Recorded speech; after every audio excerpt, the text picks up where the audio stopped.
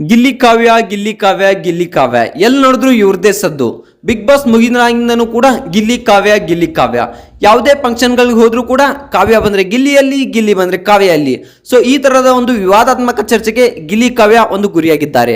ಹೌದು ಸ್ನೇಹಿತರೆ, ಇವರಿಬ್ಬರ ನಡುವಿನ ಪ್ರೀತಿ ಪ್ರೇಮ ಏನಾಯ್ತು, ಪಯಣ ಏನಾಯ್ತು, ಅಥವಾ ಇವರಿಬ್ಬರ ನಡುವೆ ಇರುವುದು ಸ್ನೇಹ ಮಾತ್ರಣ ಅನ್ನೋದನ್ನ ಈ ಒಂದು ವಿಡಿಯೋದಲ್ಲಿ ಸಂಪೂರ್ಣವಾಗಿ ತಿಳಿದುಕೊಂಡು ಬರೋಣ.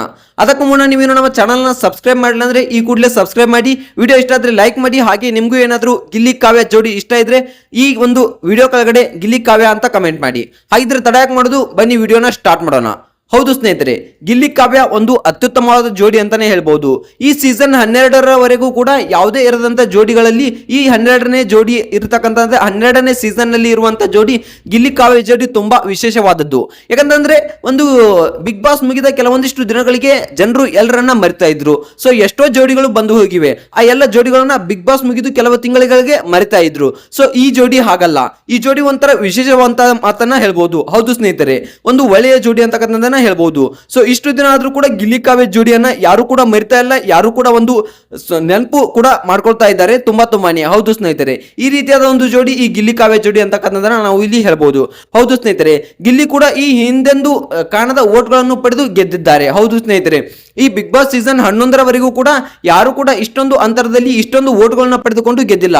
ಸೊ ಅಷ್ಟೊಂದು ಅಂತರ, ಅಷ್ಟೊಂದು ಓಟ್ಗಳನ್ನ ಇಲ್ಲಿ ಗಿಲ್ಲಿ ಅವರು ಪಡೆದಿದ್ದಾರೆ. ಸೊ ಹೌದು ಸ್ನೇಹಿತರೆ, ಗಿಲ್ಲಿ ಅವರು ತನ್ನ ಹಾಸ್ಯದ ಮೂಲಕ ಎಲ್ಲರನ್ನು ರಂಜಿಸುತ್ತಾ, ಸೊ ಎಲ್ಲರಿಗೂ ಒಂದು ಕಾಮಿಡಿಯನ್ನು ಕೊಡ್ತಾ, ಒಂದು ಸೀರಿಯಸ್ ಆಗಿ ಆಟವನ್ನ ಆಡ್ತಾ ಒಂದೊಳ್ಳೆ ಒಂದು ಪರ್ಫಾರ್ಮೆನ್ಸ್ ಅನ್ನ ತೋರಿಸಿ ಬಿಗ್ ಬಾಸ್ ಸೀಸನ್ 12ರ ವಿನ್ನರ್ ಕೂಡ ಆಗಿದ್ರು. ಹೌದು ಸ್ನೇಹಿತರೆ, ಹಾಗೆ ಗಿಲ್ಲಿ ಕಾವ್ಯ ಇವರಿಬ್ಬರ ಸಂಬಂಧ ಕೂಡ ತುಂಬಾನೇ ಗಟ್ಟಿಯಾಗಿತ್ತು ಸೀಸನ್ ನಲ್ಲಿ. ಹೌದು ಸ್ನೇಹಿತರೆ, ಎಷ್ಟೇ ಆದ್ರೂ ಗಿಲ್ಲಿ ಕಾವ್ಯನನ್ನ ಬಿಟ್ಕೊಡ್ತಿರಲಿಲ್ಲ, ಕಾವ್ಯ ಗಿಲ್ಲಿಯನ್ನ ಬಿಟ್ಕೊಡ್ತಿರಲಿಲ್ಲ.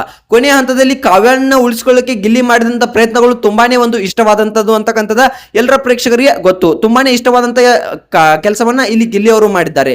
ಎಲ್ಲಾ ಪ್ರೇಕ್ಷಕರು ಗಿಲ್ಲಿ ಹಾಗೆ ಕಾವ್ಯ ಇಬ್ರು ಮದುವೆ ಆಗ್ಬೇಕು ಅಂತಕ್ಕಂಥದನ್ನ ಎಲ್ಲರೂ ಕೂಡ ಆಶೀರ್ವದಿಸ್ತಾ ಇದ್ದಾರೆ, ಎಲ್ಲರೂ ಕೂಡ ಬೇಡ್ಕೊಳ್ತಾ ಇದ್ದಾರೆ.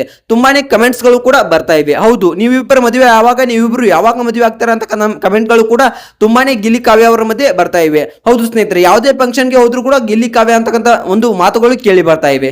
ಹೌದು ಸ್ನೇಹಿತರೆ, ಇವರಿಬ್ಬರ ಮದುವೆ ಆಗ್ತಾ ಅಥವಾ ಇಲ್ವಾ ಅಂತ ಹೇಳೋದಾದ್ರೆ ನೋಡೋದಾದ್ರೆ ಖಂಡಿತವಾಗಿಯೂ ಆಗ್ಬಹುದು ಅಥವಾ ಆಗದೇನೂ ಇರಬಹುದು. ಇಲ್ಲಿ ಗಿಲ್ಲಿ ಅವರನ್ನ ಕೇಳಿದ್ರೆ ನಾವಿಬ್ರು ಜಸ್ಟ್ ಫ್ರೆಂಡ್ಸ್ ಅಷ್ಟೇ, ನಾನೊಂದು ಮದುವೆ ವಿಚಾರದಲ್ಲಿ ಇನ್ನೂ ಇಲ್ಲ, ಸೊ ನನ್ನ ಕರಿಯರ್ ಮೇಲೆ ನಾನು ಫೋಕಸ್ ಮಾಡ್ತಾ ಇದ್ದೀನಿ ಅಂತಕ್ಕಂಥ ಮಾತನ್ನ ಇಲ್ಲಿ ಗಿಲ್ಲಿ ಅವರು ಸ್ವ ಇಚ್ಛೆಯಾಗಿ ಒಂದು ಮಾಧ್ಯಮದ ಮುಂದೆ ಸ್ಪಷ್ಟವಾಗಿ ಹೇಳ್ಕೊಂಡು ಬಿಟ್ಟಿದ್ದಾರೆ.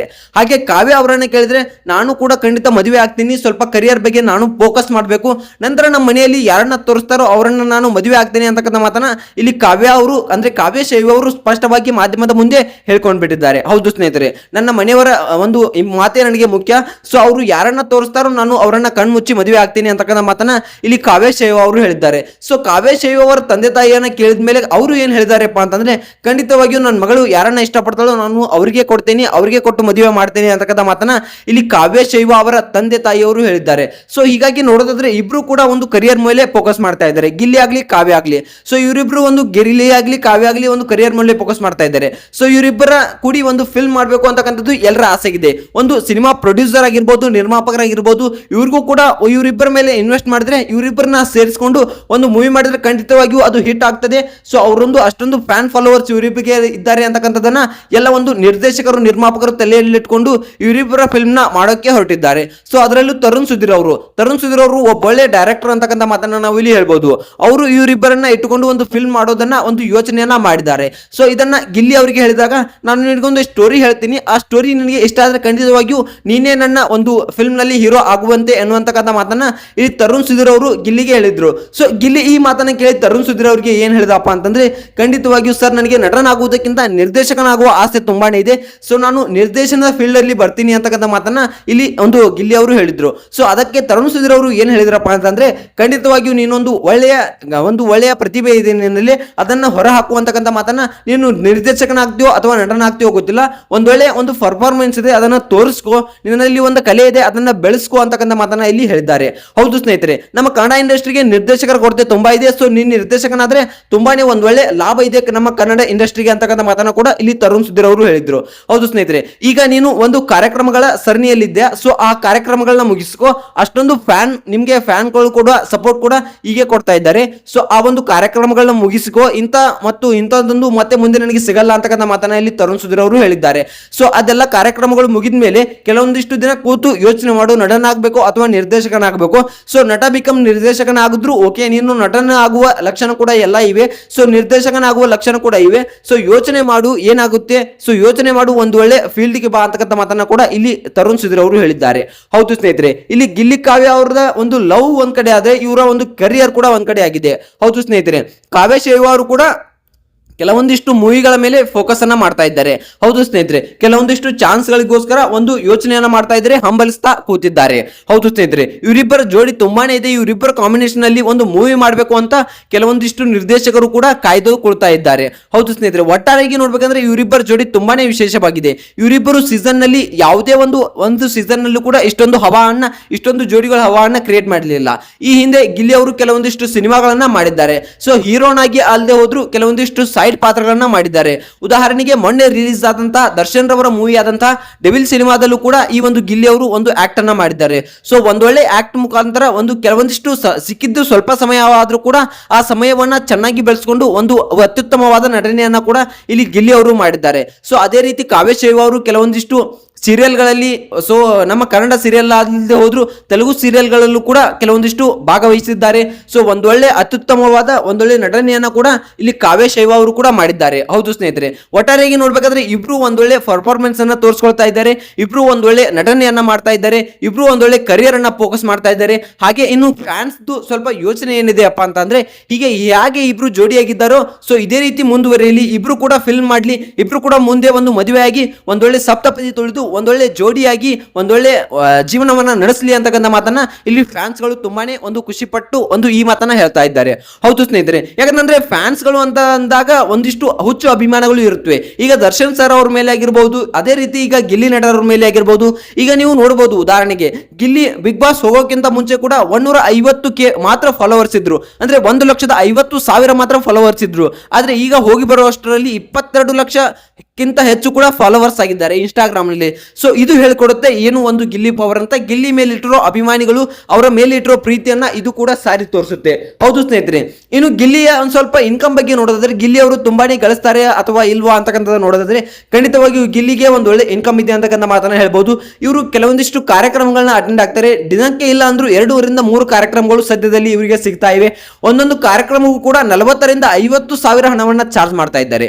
ಹೌದು ಸ್ನೇಹಿತರೆ, ದಿನಕ್ಕೆ 1 ಲಕ್ಷದ ಸನಿವರೆಗೂ ಹಣವನ್ನ ಗಳಿಸ್ತಾ ಇದ್ದಾರೆ. ಸೊ ಒಟ್ಟಾರೆಗೆ ನೋಡೋದಾದ್ರೆ ತಿಂಗಳಿಗೆ 30 ರಿಂದ 40 ಲಕ್ಷ ಹಣವನ್ನ ಇವರು ಗಳಿಸ್ತಾ ಇದ್ದಾರೆ. ಹೌದು ಸ್ನೇಹಿತರೆ, ಅಂದ ಮಾತ್ರಕ್ಕೆ ಇವರೇನು ಒಂದು ಮೇಲೆ ಬಂದ್ಬಿಟ್ರೆ ಅಂತೂ ಅಲ್ಲ. ಸೊ ಹೌದು ಸ್ನೇಹಿತರೆ, ಟ್ರೋಲ್ ಆಗಿ ಮೇಲೆ ಬಂದಂತವರಲ್ಲ, ಒಂದು ಕಷ್ಟಪಟ್ಟು ಶ್ರಮ ದುಡಿದು ಒಂದು ಮೇಲೆ ಬಂದಿದ್ದಾರೆ. ಸೊ ಇಂಥ ಪ್ರತಿಭೆಗಳಿಗೆ ನಾವು ಸಪೋರ್ಟ್ ಮಾಡಲೇಬೇಕು. ಇನ್ನು ಕೆಲವೊಂದಿಷ್ಟು ಸಂದರ್ಶನಗಳಲ್ಲಿ ಭಾಗವಹಿಸ್ತಾರೆ, ಆ ಅಮೌಂಟ್ ಕೂಡ ಇವರಿಗೆ ಬರುತ್ತೆ. ಒಟ್ಟಾರೆಗೆ ನೋಡೋದಾದ್ರೆ ಈ ಗಿಲ್ಲಿ ಅವರು ತಿಂಗಳಿಗೆ ಹತ್ತತ್ರ 50 ಲಕ್ಷ ಹಣವನ್ನ ಗಳಿಸ್ತಾ ಇದ್ದಾರೆ ಅಂತಕ್ಕಂಥ ಮಾತನ್ನ ನಾವು ಇಲ್ಲಿ ಹೇಳ್ಬೋದು. ಸದ್ಯಕ್ಕೆ ಗಳಿಸ್ತಾ ಇದ್ದಾರೆ, ಕಾರ್ಯಕ್ರಮಗಳಿಗೆ ಒಂದು ಹವಾ ಇದೆ ಅಂತಕ್ಕಂಥ ಮಾತನ್ನ ಹೇಳ್ಬೋದು. ಆದ್ರೆ ಮುಂದಿನ ದಿನಮಾನಗಳಲ್ಲಿ ಕೂಡ ಇದೇ ರೀತಿ ಇರುತ್ತೆ ಅಂತಕ್ಕಂಥ ಮಾತನ್ನ ನಾವು ಹೇಳೋಕೆ ಆಗೋದಿಲ್ಲ.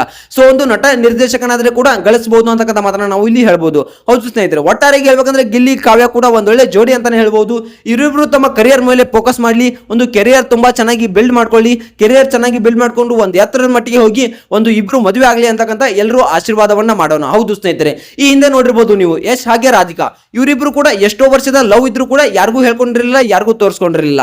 ಇಬ್ರು ಒಂದು ಕರಿಯರ್ ಮೇಲೆ ಫೋಕಸ್ ಮಾಡಿದ್ರು, ಆ ಕರಿಯರ್ ಅನ್ನ ತುಂಬಾ ಚೆನ್ನಾಗಿ ಬೆಳೆಸ್ಕೊಂಡ್ರು. ಈಗ ರಾಕಿಂಗ್ ಸ್ಟಾರ್ ಅವರು ಒಂದು ಫ್ಯಾನ್ ಇಂಡಿಯಾ ಲೆವೆಲ್ಗೆ ಮೂವಿಯನ್ನ ಮಾಡ್ತಾ ಇದ್ದಾರೆ. ಸೊ ಇಂತಹದ ಮಟ್ಟಿಗೆ ಬಂದು ಒಂದು ಲವ್ ಅನ್ನ ವಿಚಾರವನ್ನ ಎಲ್ರಿಗೂ ಹೇಳಿ ಮದುವೆ ಆದ್ರು. ಸೊ ಇಂತಹದೊಂದು ಪ್ರತಿಭೆ ಕೂಡ ಗಿಲ್ಲಿ ಅವರಲ್ಲೂ ಕೂಡ ಇದೆ, ಕಾವ್ಯ ಶೈವ ಅವರಲ್ಲೂ ಕೂಡ ಇದೆ. ಸೊ ಇವರು ಕೂಡ ಒಂದೊಳ್ಳೆ ಪ್ರತಿಭೆಯನ್ನ ಹೊರಗಾಕ್ಲಿ, ಸೊ ಒಂದೊಳ್ಳೆ ಮೂವಿಗಳನ್ನ ಮಾಡಲಿ, ಮೂವೀಸ್ಗಳನ್ನ ಮಾಡಿ ಮುಂದೆ ಬರಲಿ ಅಂತಕ್ಕಂಥ ಮಾತನ್ನ ನಾವು ಇಲ್ಲಿ ಹೇಳೋಣ. ಹೌದು ಸ್ನೇಹಿತರೆ, ಒಟ್ಟಾರೆಗೆ ಹೇಳ್ಬೇಕಂದ್ರೆ ಇಬ್ರು ಕೂಡ ಒಂದು ಚೆನ್ನಾಗಿ ಮೂವಿಯನ್ನ ಮಾಡಲಿ, ಇಬ್ರು ಕೂಡ ಚೆನ್ನಾಗಿ ಮೂವಿಗಳನ್ನ ತೆಗೆದು ಇಬ್ರು ಕೂಡ ಸಪ್ತಪದಿಯನ್ನ ತುಳಿದು ತಮ್ಮ ಜೀವನವನ್ನ ಚೆನ್ನಾಗಿ ಸಾಗಿಸ್ಲಿ ಅಂತಕ್ಕಂಥದನ್ನ ನಾವು ಹೇಳೋಣ. ಸೊ ಈ ಬಿಗ್ ಬಾಸ್ ಸೀಸನ್ 12 ಕೂಡ ಯಾವುದೇ ಜೋಡಿ ಇರದೇ ಇರತಕ್ಕಂಥ ಹವಾನ ಇವರಿಬ್ರು ಮಾಡಿದ್ದಾರೆ. ಸೊ ಇವರಿಬ್ರು ಜೋಡಿ ತುಂಬಾನೇ ವಿಶೇಷವಾಗಿದೆ ಅಂತಕ್ಕಂಥ ಮಾತನ್ನ ನಾವು ಇಲ್ಲಿ ಹೇಳ್ಬೋದು. ಹೌದು ಸ್ನೇಹಿತರೆ, ಯಾಕಂದ್ರೆ ಕಳೆದ ಸೀಸನ್ಗಳಲ್ಲಿ ನೋಡಬಹುದು ಯಾವುದೇ ಜೋಡಿ ಆಗಿರ್ಬೋದು, ಕಾರ್ತಿಕ್ ಅವ್ರ ಜೋಡಿ ಆಗಿರ್ಬೋದು, ಅವ್ರದ್ದು ಕೂಡ ಕೆಲವೊಂದು ಕೆಲವೊಂದಿಷ್ಟು ದಿನ ಇತ್ತು ಕಾರ್ತಿಕ್ ಸಂಗೀತ ಅವ್ರ ಜೋಡಿ ಕೂಡ ಕೆಲವೊಂದಿಷ್ಟು ದಿನ ಹವಾದಲ್ಲಿ ಇದ್ದು ನಂತರ ಒಂಥರ ಅವರಿಬ್ಬರ ನಡುವೆ ಒಂದು ಸಂಘರ್ಷ ಉಂಟಾಗಿ ಒಂದೊಳ್ಳೆ ಇಬ್ರು ಕೂಡ ದೂರ ಆದ್ರು.